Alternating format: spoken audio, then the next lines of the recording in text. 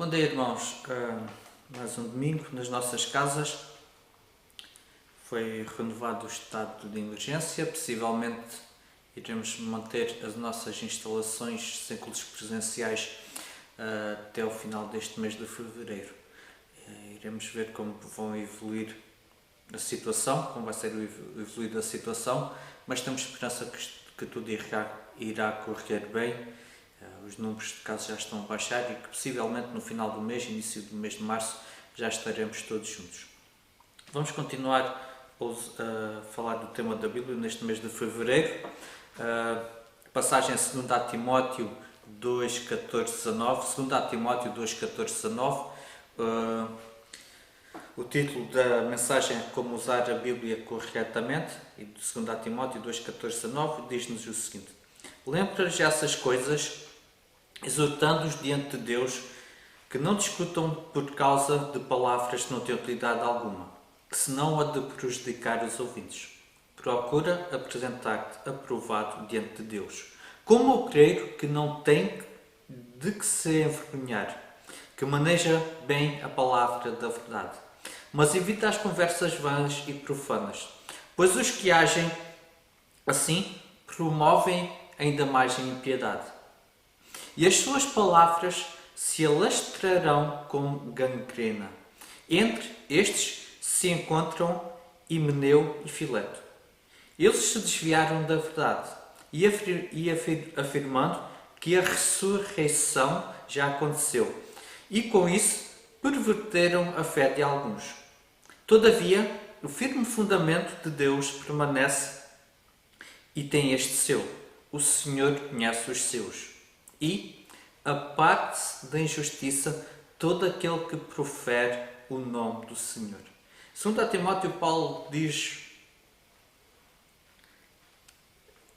e exorta aqueles que estão na presença de Deus que se eles usarem mal a palavra, isso os vai prejudicar a eles e os ouvintes. Prejudicar, se não, diz palavras que não têm utilidade alguma, senão de prejudicar os ouvintes. A verdade é que a palavra prejudicar é muito suave para descrever o que está aqui escrito. O que está aqui escrito é catástrofe. Isto significa uma catástrofe espiritual. E depois Paulo nomeia Himeneu e Fileto, que se desviaram da verdade e que causam problemas, confusões na fé de alguns, com o uso indevido da palavra. Paulo está a dizer que o mau uso da palavra leva à impiedade. 2,16. O povo de Deus deve usar a Bíblia para crescer em piedade. A primeira coisa que a gente devemos notar, e a gente deve se assustar, é que é possível usarmos a Bíblia para crescermos em impiedade. 2,14. Lembra-te essas coisas, exortando-os diante de Deus, que não discutam por causa de palavras que não têm utilidade alguma, senão a de prejudicar os ouvintes. Depois o 16. Mas evita as conversas vãs e profanas, pois os que agem assim promovem ainda mais a impiedade. E agora vamos ao 18. Eles se desviaram da verdade, afirmando que a ressurreição já aconteceu, e com isso perverteram a fé de alguns. Vejam, promovem mais a impiedade. Os falsos mestres, eles diziam que o ensino deles os iria ajudar a progredir na vida espiritual. Mas Paulo está a dizer basicamente assim: sim, vais fazer um progresso, mas na impiedade. Paulo depois faz um conjunto de adjetivos e palavras que reforçam este ponto assustador, que é sem utilidade, prejudica os ouvintes, no 2,14, mais impiedade, no 2,16. Vejam o 2,17, espalha-se como gangrena, se desviaram da verdade, perverteram a fé de alguém. O uso indevido da palavra de Deus não é uma atividade inofensiva, não é? É algo que passa, destrói as vidas. E esta é uma das razões pelas quais nós vemos em Tiago 3,1, o Tiago escreve: Meus irmãos, muitos de vós não devem ser mestres, sabendo que seremos julgados de forma mais severa. Eis que aqui Paulo está a dizer a Timóteo: lembra-te destas coisas, exortando-os diante de Deus. 2,14. Estas coisas provavelmente é o que está escrito em 2, de 11 a 13. Que diz que nós suportamos fielmente, nós iremos reinar com Cristo, mas se nós o negarmos, Ele nos negará. A Bíblia não é, irmãos, a Bíblia não é um instrumento, um livro inofensivo. É uma espada afiada e devemos ter cuidado a manuseá-la, a mexer nela. Devemos ter muito cuidado. Agora vamos ver 3 pontos impróprios que Paulo fala de como usar a Bíblia. Vejam. Usar a palavra, a Bíblia, para conhecimento sem obediência, sem seguir o que está lá, é usá-la indevidamente. Vejam 2,14. Discutem sobre palavras. E esta é uma característica dos falsos mestres em Éfeso. Eles gostavam de falar, exibir o seu conhecimento, mas falavam muito do que estava à volta, não falavam das verdades centrais da Bíblia. Assuntos periféricos que não levavam ao crescimento espiritual, à piedade, usando as palavras de Paulo, mas apenas usavam estas palavras para estarem certos. Sempre que a gente usa a Bíblia para crescer em conhecimento teórico, sem ver um crescimento espiritual, sem ver um crescimento de piedade, estamos à procura de problemas.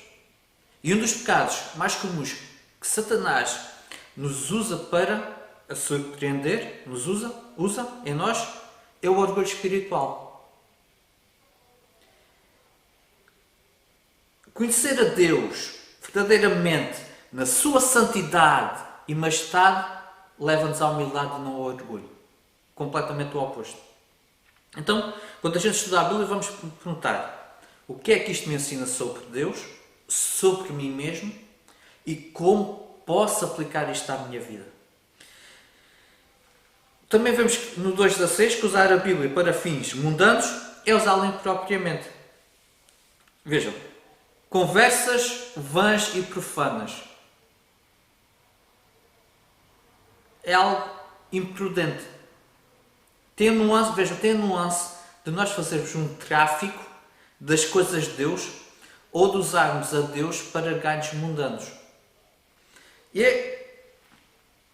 Vemos isso muito hoje em dia. Saúde e riqueza, como é pregado em muitos sítios. A autoajuda. É sempre a ideia de nós usarmos a Bíblia para os nossos ganhos mundanos. Em vez de aprendermos mais de Deus, mais de nós e como segui-lo, a ideia é crescermos em riqueza,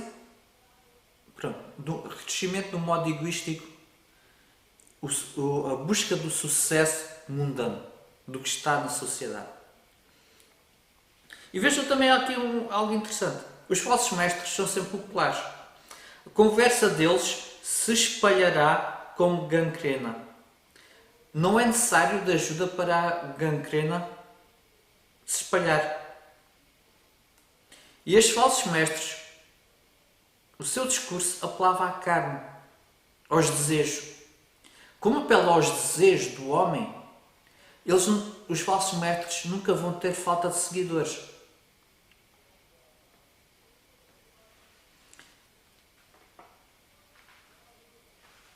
Outra coisa também é que nós devemos evitar estes professores, estes ensinos. Ficarmos longe deles. Porque o apelo aos nossos desejos, ao que domina a sociedade, faz com que as pessoas não sejam totalmente seguidoras do Evangelho. Submissão ao Evangelho, ao senhorio de Cristo e ao Evangelho da cruz. Quando se usa a Bíblia para fins mundanos, é abusarmos da Bíblia. E também há os que usam como meias verdades. 2,18 diz isso. Eles se desviaram da verdade, afirmando que a ressurreição já aconteceu. E com isso perverteram a fé de alguns. Eles não estavam completamente errados. Mas eles estavam a ensinar uma meia verdade, como se fosse toda a verdade. E isto geralmente, é o método de Satanás. Eles estavam a ensinar que a ressurreição já tinha acontecido. Eles tinham versículos de Paulo, para respaldar os seus pontos de vista. Paulo estava a escrever sobre Cristo, que ressuscitou, e que nós ressuscitamos com ele espiritualmente. Mas, mais adiante, vai haver uma futura ressurreição do corpo. E estes homens negavam isso. Eles argumentavam que esta ressurreição era apenas espiritual e, portanto, um fato consumado. Então, e a gente pode perguntar, qual é o problema disso? Qual é a discussão disso? Vejam, em 1 Coríntios 15, Paulo diz que se não houver ressurreição futura, literal e corporal, o próprio Cristo nem mesmo é ressuscitado. E a nossa fé é inútil. Meias verdades enganam muito. Mas já aqui há algo. Nós lemos 6 versículos. E em 4 versículos, Paulo apresenta algo negativo. E o facto da maioria ser negativo, isto deve nos alertar para examinarmos o que está aqui. Usar a Bíblia não é suficiente. Porquê? Porque nós podemos usar a Bíblia para a nossa destruição. Usar a Bíblia para conhecimento sem obediência, seguir a Deus, para promover objetivos mundanos, ou para ensinar meia-verdades, como toda a verdade, leva à ruína espiritual. Então precisamos ter cuidado de usar a Bíblia para crescer, para conhecer a Deus em submissão a Ele. Mas há 2 versículos que focam positivo. Para já, vejam, 2, 15, 19. É a Bíblia para crescer em piedade. 2,15 diz: procura apresentar-te aprovado diante de Deus como um obreiro que não tem que se envergonhar, que maneja bem a palavra da verdade. Agora vamos ao 19. Todavia, o firme fundamento de Deus permanece e tem este selo: o Senhor conhece os seus, aparte-se da injustiça todo aquele que profere o nome do Senhor. A Bíblia não nos foi dada só para satisfazer curiosidades sobre o fim dos tempos ou para encher a nossa cabeça de teoria. Foi dada para nós crescermos em piedade, um crescimento espiritual. E Paulo dá 4 modos de quais nós podemos usar a Bíblia corretamente. Para já, uma abordagem adequada. Procura. Este procura é sermos diligentes e zelosos. A ideia de dar um esforço constante à tarefa de sermos aprovados para Deus como obreiros. Significa também manejar a palavra de Deus com precisão. Mas isto aplica-se especialmente aos que ensinam, mas também a todos os crentes, que devem ser capazes de manejar a palavra com cuidado. Palavra diligente, a chave para ser diligentes na palavra de Deus é a motivação. E a motivação é a chave para nós aprendermos. A chave para nós sermos diligentes é reconhecermos que vivemos na presença de Deus. E a quem breve vamos estar perante Ele. A palavra de Deus, aqui na Bíblia, só contém a sua sabedoria.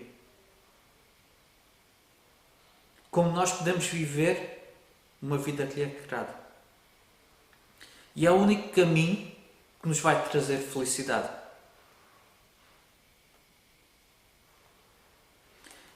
Também, o uso adequado da Bíblia pede um relacionamento adequado. Procura apresentar-te aprovado diante de Deus. Este apresentar é usado para falar de uma noiva que está a ser apresentada diante do seu noivo. E é assim que nós devemos ver a Bíblia. Não é apenas um livro de princípios sobre como viver, mas é um livro que fala do amor duradouro de Cristo pela sua noiva, que somos nós, a Igreja. Como sua noiva, devemos buscar agradá-lo e estar disponíveis para fazer a sua vontade, que é o melhor para nós. O nosso foco, isto quer dizer que o nosso foco não deve estar no que os outros pensam de nós, mas do que Deus pensa de nós. Muitas vezes caímos na armadilha de tentar agradar aos outros, em vez de buscar agradar a Deus. É bom sermos apreciados pelos outros, sim. Mas o foco principal é ser aprovado para Deus. O objetivo é agradar o nosso noivo celestial que nos amou e que se entregou por nós. Vejam também que o uso adequado da Bíblia pede uma habilidade adequada. Como o obreiro que não tem de que se envergonhar, que maneja bem a palavra da verdade. Aqui a ideia é de um artesão. Nós somos carpinteiros e a palavra de Deus é o nosso conjunto de ferramentas. Se um carpinteiro sabe que o seu trabalho vai ser inspecionado por um mestre artesão, ele não vai ser desleixado. Ele vai fazer o seu melhor para que o seu trabalho seja aprovado. Então, a Bíblia é a palavra da verdade de Deus. É a verdade exata, objetiva.